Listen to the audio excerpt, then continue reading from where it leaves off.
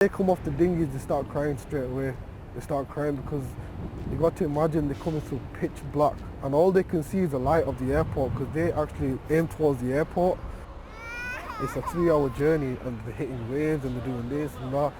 The initial plan, bring aid donated by friends and family in Huddersfield. Then Saqib Khan got involved in rescues. Seeing them come off the boats with children who, holding tight onto them, they're all wet, drenched wet. He ended up though doing the hardest job of all. Sometimes I'm actually stood inside the grave waiting for the body to come in.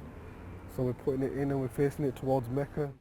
There's a Huddersfield matter-of-factness to how he describes burying the drowned in Lesbos. And before burial, the makeshift tent where the bodies are washed. It was very emotional, like it was weird. I can't explain the feeling because I'm looking at a dead body here and the face and everything, and I'm trying to imagine what this person went through.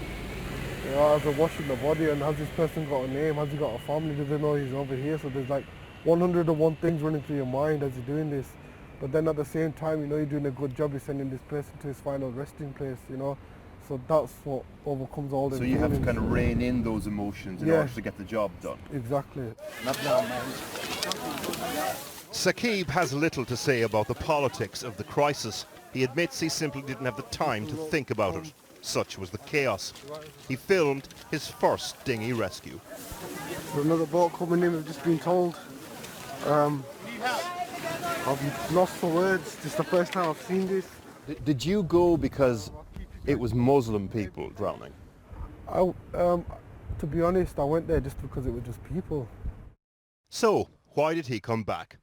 Because even after bracing himself as best he could for his first burial of a child, it knocked him for 6. Did the adults first, so you know, I had to build myself up to it. And did you wash a child's body in the end? Yeah. And what was that like? It was. I mean, that's when I wanted to come home. To be honest, from Lesbos, it was just too much. Back home, over samosas, we learned 2 new things about Saqib. Are you proud of that boy? I am very proud of him. I think all of my family is very proud of him. He struggles to get a word in at Mum's house, and there's history here. And he sat in the train and he had a little piece of paper in his hand which said, you know, Huddersfield. His mum's dad arrived from Pakistan in the winter of 1961. Somebody saw them walking in snow and they opened the door to them, says come inside and have a cup of tea. And so there was really, you know, some people, some really good generous people. Is that right? And your dad told you these stories as a child? Yes, he did, yes. In Saqib's place, old immigrant stories sound very fresh indeed.